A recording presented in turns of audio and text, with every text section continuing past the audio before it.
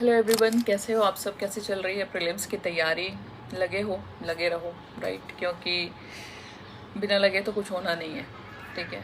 But through out this preparation हो क्या रहा होगा ना, एंजाइटी हो रही होगी, किसी किसी को टेंशन ज़्यादा हो गया होगा, उससे एंजाइटी क्रिएट हो रही होगी। कुछ लोग इरिटेट हो गए होंगे बहुत ज़्यादा।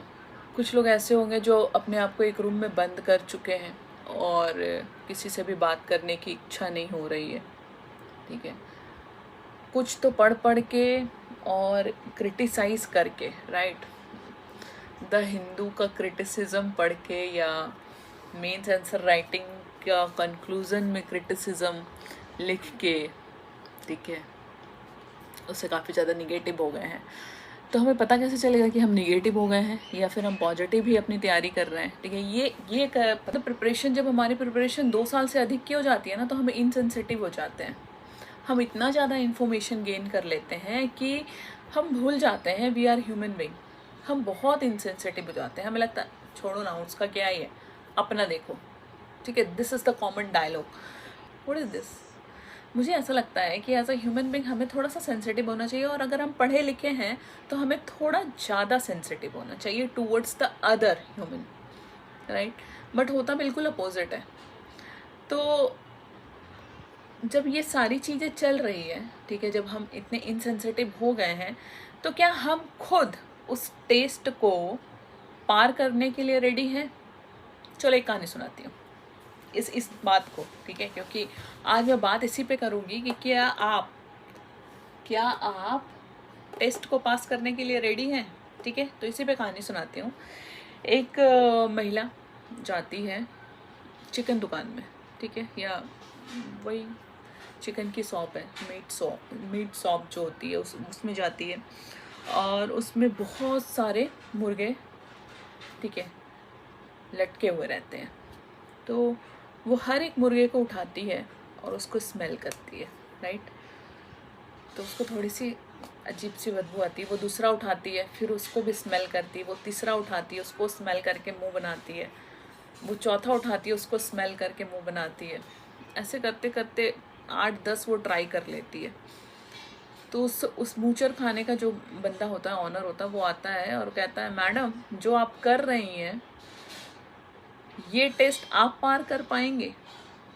That madam is not me because I am a vegetarian, okay? So I am just telling you the story this, कि इससे और कुछ भी सिखा सकूँ आपको। तो जब वो कहता है, मैडम क्या ये आप ये टेस्ट पार कर पाएंगे, तो ओवरऑल हमें ये सोचना है, क्या सही में हम ये टेस्ट पास कर पाएंगे? अगर हम सब में कमियां निकाल रहे हैं तो क्या हम में कोई कमी नहीं है? अगर हम किसी भी पेड़ या पौधे को देखें तो क्या सबकी जड़ें एकदम साफ है? नहीं ना। हर जड़ में कहीं ना कहीं कुछ ना कुछ गंदगी जरूर होगी। लेकिन शर्त बस इतना होना चाहिए कि वो पौधा अच्छी खुशबूदार फूल दे रहा है या नहीं, ठीक है? जड़ें जितनी भी गंदी हो, फूल खूबसूरत होना चाहिए। क्या है, हम अपने आप को पॉजिटिव कैसे करें? दूसरों में कमियां क्यों देख रहे हैं? क्या हमारे अंदर वो कमियां नहीं है? क्या हम बिल्कुल साफ सुथरे हैं? तो हमें पहले खुद को देखना है, खुद को एनालाइज करना है, ठीक है? और इफ़ यू फाइंड कि हाँ मेरे अंदर भी कोई मिस्टेक है, तो अपनी हर एक बुरी चीज़ को डेली एक बुरी चीज़ छोड़ दे। जैसे क्रिटिसिज्म की आदत लग गई है तो क्रिटिसिज्म करना ही सबसे पहले शुरू करें, छोड़ना शुरू करें हर दिन में, ठीक है?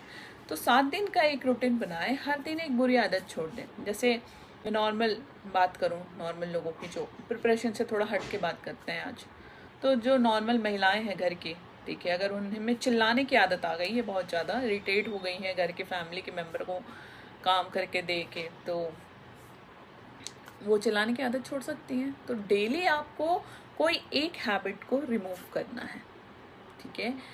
क्योंकि बात बस इतनी है कि खुशबू आनी चाहिए। क्योंकि अगर आप किसी भी पौधे की जड़ को साफ कर दो ना, तो फिर उससे कुछ भी नहीं आने वाला, ठीक है? कुछ भी अच्छे फल या अच्छे फूल नहीं आएंगे। हर पौधे के जड़ में थोड़ी गंदगी तो होती ही है और होनी भी चाहिए। तो अगर आप अपने आप को पूरा नीट एंड क्लीन भी कर लो, ठीक है, तो वो भी अच्छा नहीं है, क्योंकि आप सोसाइटी में सरवाइव नहीं कर पाओगे। ठीक है, सोसाइटी में सरवाइव भी करने के लिए तो थोड़ी तो हमें क्रिटिकल थिंकिंग रखनी होगी, और उस क्रिटिकल थिंकिंग को ओवरकम करने के लिए हमें वे फॉरवर्ड रखना है, जो हम अपने मेंस के आंसर में लिखते हैं। ठीक है, तो जब भी क्रिटिसिज्म का क्वेश्चन आए, क्रिटिसिज्म करना है, तो जब भी आप क्रिटिसिज्म लिखो तो सबसे पहले जब क्रिटिसाइज करो उसको कंक्लूजन में, तो उसके बाद उसका वे फॉरवर्ड लिखना मत भूलो। ठीक है, और यही चीज हमें अपनी लाइफ में भी सीखना है। मतलब कि जब हम क्रिटिसाइज कर रहे हैं थ्रू द कंक्लूजन किसी को, किसी के बारे में अगर हम गलत कह रहे हैं, ठीक है, या हम किसी भी चीज़ को, किसी खाने के सामान को, किसी बंदे को, किसी प्लेस को, किसी जगह को, किसी भी चीज़ को अगर हम क्रिटिसाइज कर रहे हैं, तो उसे हम सही कैसे कर सकते हैं वो भी देखना है। So this is called optimistic thinking, और यही आपको पॉजिटिविटी की तरफ लेकर जाएगी। ठीक है, यही चीज़ आपको पॉजिटिविटी की तरफ लेकर जाएगी। अगर ऑप्टिमिस्टिक थिंकिंग नहीं डेवलप हो रही है तो लाइफ में निगेटिविटी भर जाएगी, और प्रिपरेशन जो आप कर रहे हो वो कहीं ना कहीं रॉन्ग डायरेक्शन में चलता चला जाएगा। ठीक है, तो कोई भी पौधे की जड़ को साफ करके आप अच्छे फूल या फल नहीं उगा सकते हो।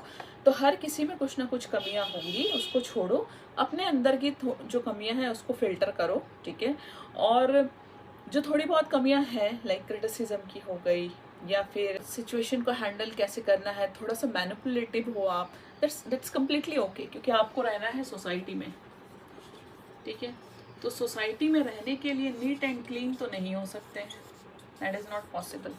कोई पौधा भी नीट एंड क्लीन नहीं है ना। तो सोसाइटी में रहने के लिए हमें कुछ पॉजिटिव ऐसी हैबिट्स को डेवलप करना है जिसका वे फॉरवर्ड हो।